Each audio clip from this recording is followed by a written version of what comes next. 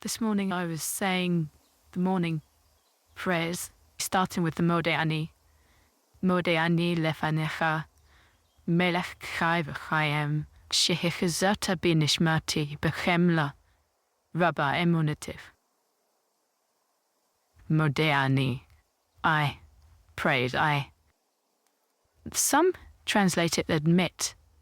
It's this idea of opening up your admission that God, you are standing there with me. More than that, you are present, very present. Lefanecha, before your face. Before your face is.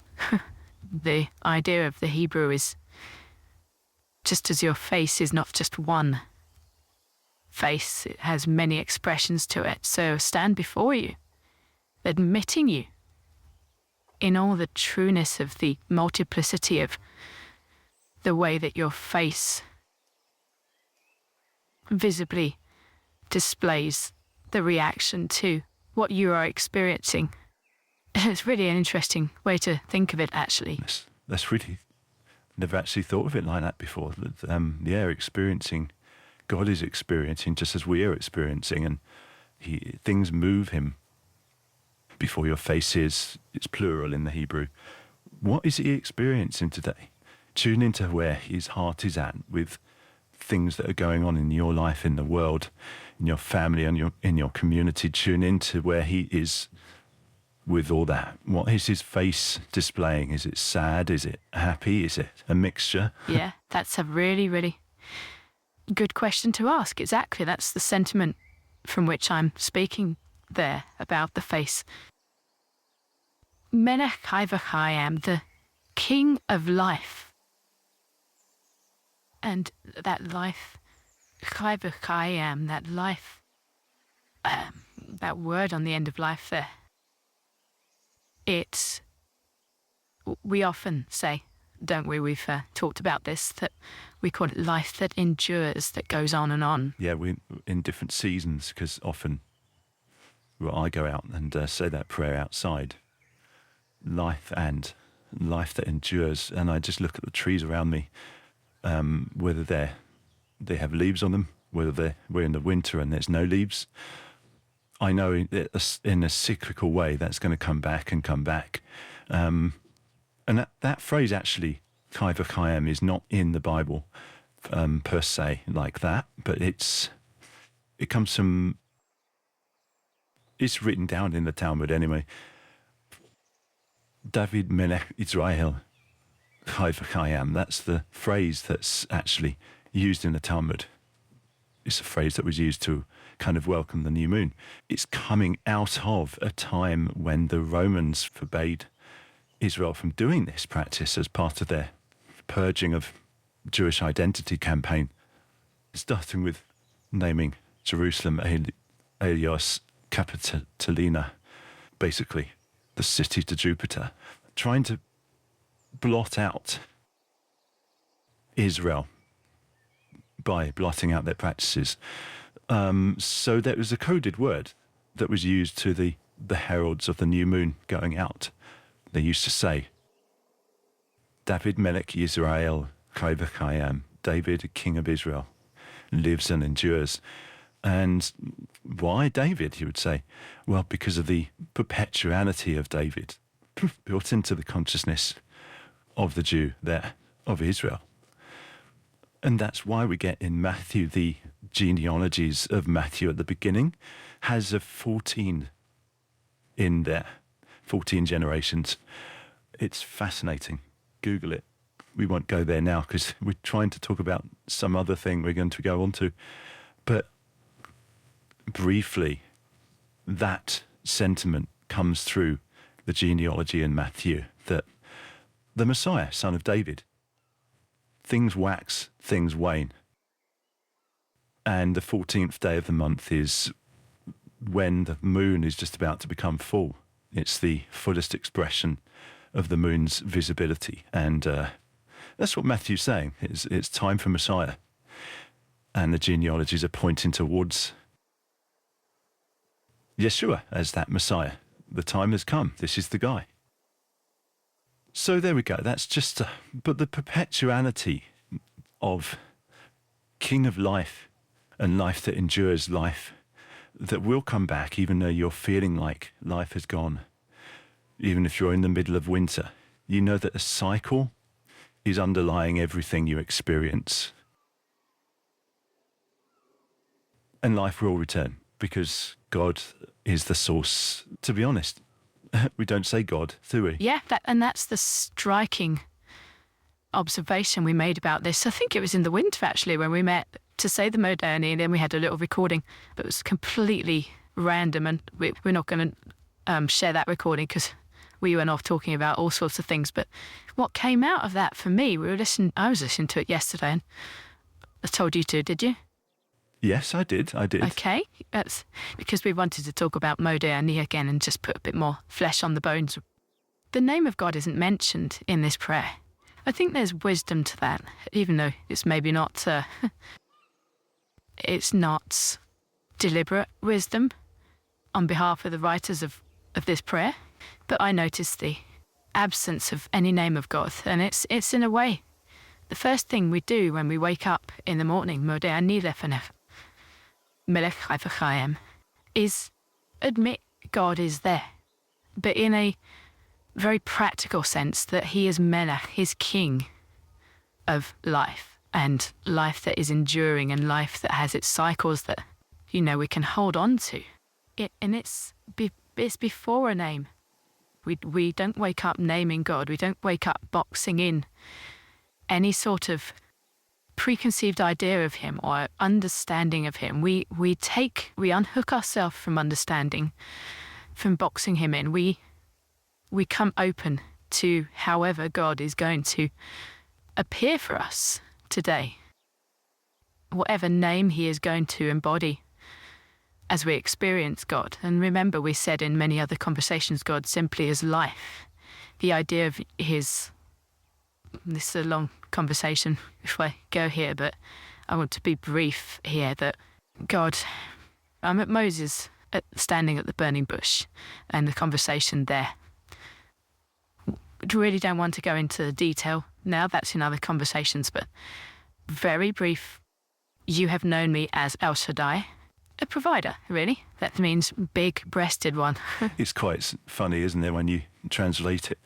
But really, it has that picture, doesn't it? Big-breasted one, that plenty of provision for a baby that is helpless. Yeah, and there's nurturing in there. It's just a really beautiful picture. But you have not known me as Yud-He Vav-He. The word Yud-He Vav-He is written in Genesis 2. So in a sense, you can say, well, we have known you by that name, but we haven't experienced that. But what is that? We see in Genesis 2, it's a relational aspect of God that we are being introduced to in that chapter. We've had Elohim, who created the heavens and the earth. Yud-He Vav-He is not there.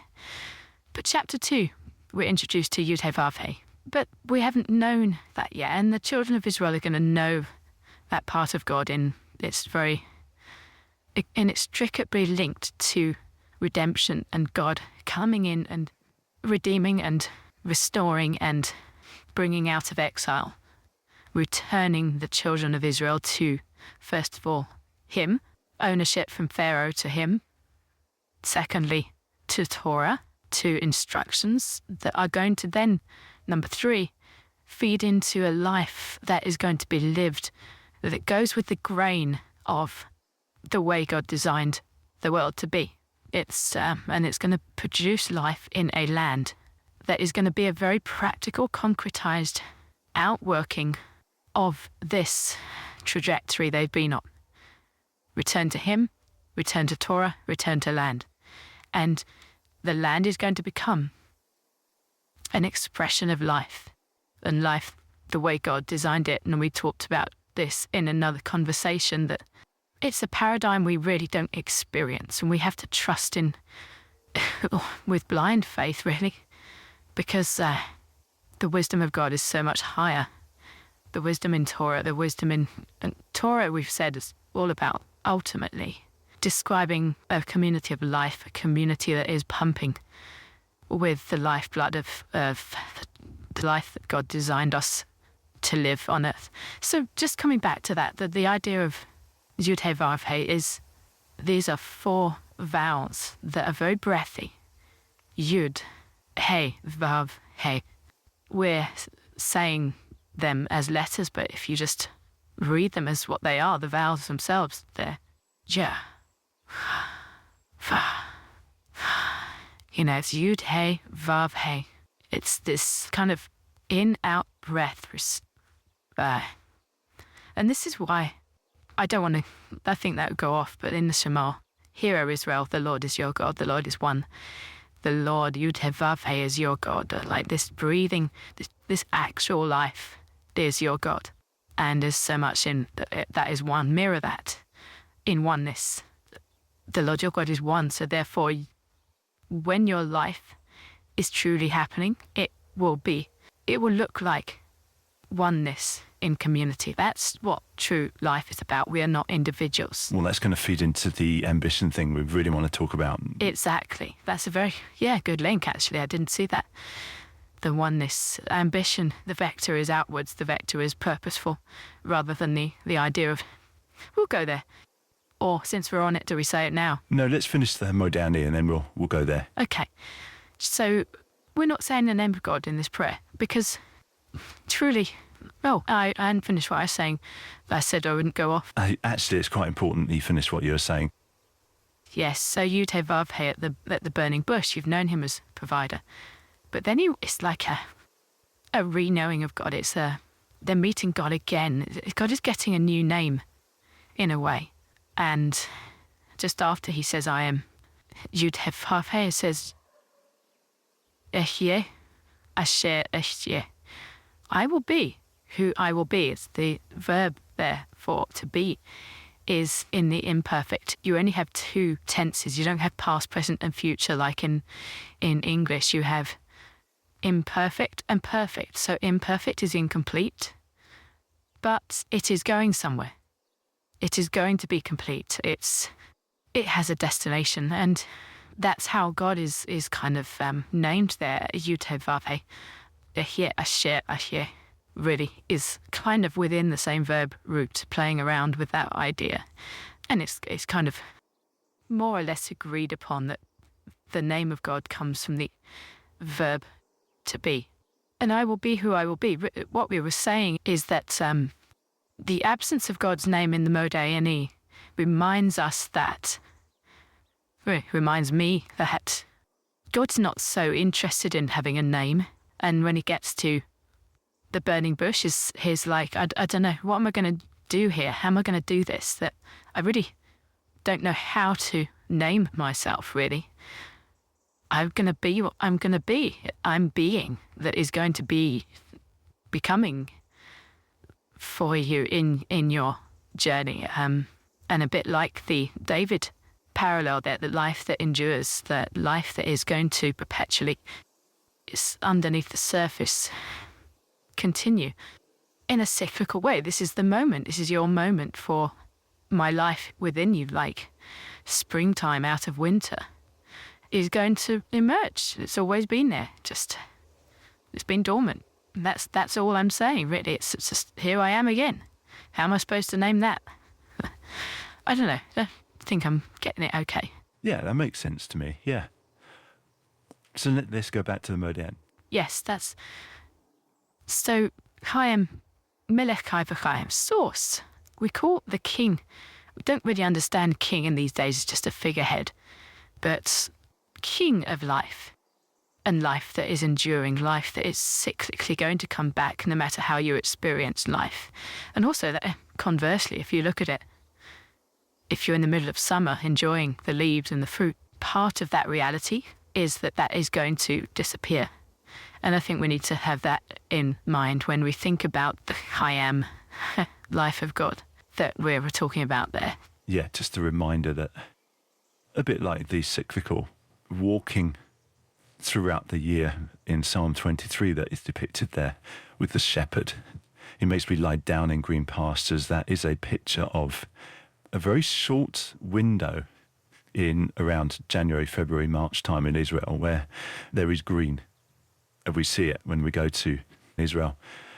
the green is there just for a brief period of time. And the psalm, when it says laid down in green pastures, usually you'd think, well, sorry, that's a bit of a waste of time. We need to eat as much as we can because it's going to become sparse during the hot, dry summer months. There's a whole different paradigm of life in he shall make me lie down in these green pastures. God as source is plugged into the Chaim life of God, as you were talking about. Source of life. We don't understand king, but the king used to be the source of everything. The king was very powerful back in the ancient Near East. But let's call it source. Source of life. Source underpinning before we get to naming a God. And in a way that overlays on the motif in Exodus, doesn't it? At the burning bush. It's, you've known me as El Shaddai, the big-breasted one, the one who provides. And in a way, we see source, life. Source of life that endures, where we are going to the underpinning of the reality of God, that he is ultimately source. He is from which we draw everything. You know, my job is not my source of provision. It's God. We're drilling down into the underground streams of the reality of who God is. So, source of life that endures. For he has returned my nephesh within me. Shehechazata binishmati, yes. For he has returned my soul within me. Bechemla, and that word, in kindness, and really the word is the same word that is used when Pharaoh's daughter found the basket, found Moses in the basket, and her heart was moved with that Hebrew root. And chemla is it's his compassion, his moving of heart when he sees me with a view to looking after me, bringing me up as my own. Within that is rescuing, within that picture of the basket by the Nile, calling this little baby Moses, is really a picture of how God saw Israel. Drew them out from that place where the Nile was supposed to be a place of death for babies for Israel. But there's a woman, Pharaoh's daughter, who has compassion, who draws that baby out. Something in her heart moved her to have this nurturing compassion on that baby. Beautiful picture, if you can see the parallel there. Yeah, wow. It really is when you widen it to the picture of Israel. You know, Moses was the pioneer of the experience that Israel are going to experience coming out of Egypt. And yeah, that's a great parallel to see in a fractal way. Yeah, so we get to, in kindness, and if you look at the context of what we're talking about in this part of the prayer, you returned my nephesh to me. It reminds me of Psalm 23, by the way. You return my whole self to me. That's a really redemptive phrase, really. We've lost ourselves. We've forgotten ourselves. Last night, I was looking actually at Jungian understanding of the idea of individuation. And individuation is where you recognize the masks you're wearing, and they are projections, really. And you're withdrawing from them. You're stopping being a mask, and you're coming back to your true essence of who you are. I don't want to go too far into that. So yeah, he returns our whole self to us. We don't know our whole self, and that picture of him returning our whole self to us is after a process. You know, Psalm 23 talks about that process. And yes, just this idea that we don't know. He returned my nephesh within me with kindness. The idea there behind this compassion is that we go to sleep at night, and the tradition is that you die when you sleep. And when you wake up, your soul is returned. Your soul is returned in compassion. You can imagine God as a mother moved with compassion as he places you back into this life. But really, it's the idea of a womb. It's the idea of nurturing. So I just see, whenever I get to that part of the prayer, the idea of my soul, just my eyes opening and me waking up here again it has a nurturing undercurrent to it. It has a compassion, a womb that is a safety that is going to hold me through whatever I'm going to experience today. And it gives you a sense of deeper understanding as to how to brace for whatever comes in your day, whether it be something wonderful or something not so wonderful. Hey, just let life happen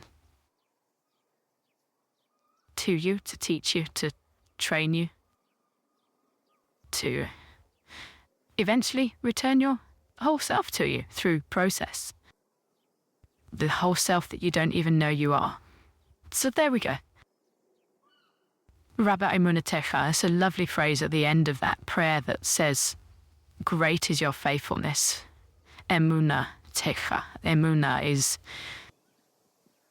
whenever I think of Emunah, it's this picture of a constant holding of the hand, like a child holding the father's hand. And it's what we get the root of the word amen from amen. Emunah techa, emunah. Yeah, we are not just finishing a prayer, we are not just agreeing, but there's a relational aspect to the amen that we say. So all that, I think that we got to the end of the Modeh Ani. Do you want to start talking off into your insights this morning about ambition, that word ambition? Yeah, so part of my prayer, I used to say the Amida, the 18. I haven't done it for a while fully, and I need to get back to it because it's amazing. The 18, it's a constructed prayer that was around in the first century that actually in Acts chapter 2 verse 42, it mentions they devoted themselves to prayer, and that word in the Greek is definite, the prayers. And we won't go into it now, but we've done studies in the past that seem to uncover that was a specific reference to the Amida, to the prayer service, the Shacharit prayer service that was going on at the temple, to devote themselves to the cycle of daily prayers in preparation for Shavuot, the Pentecost, when the Holy Spirit would come eventually. So within that, I used to go through the ritual of putting on tefillin, which before that you put on the prayer shawl, the Tallit, which has got the four corners of the garment have the Tzitzit on the end with the thread of blue, which is to remind us of the commandments, reminding where we focus our eyes in moments of exploration into the things that God has for us. Numbers 15, make these tzitzit on the corners of the garments throughout the generations, so that whenever you look at them, you are remembering the commandments of Adonai, the mitzvot, which really is a reference to a covenanted relationship with your God. And then it says, so that you do not go spying out after your own hearts and your own eyes. And that word there, spying out, is the same word used as the spies spying out the land of Israel, not seeing God. So it's got a very visceral reminder on the corners of the Tallit, the prayer shawl that you put over yourself at this moment. It's got a redemptive edge to it, but also the blue represents what was the ark was covered with when Israel moved, and the colour blue that represents the core drive of your existence, God's power, God's reality in the midst of you.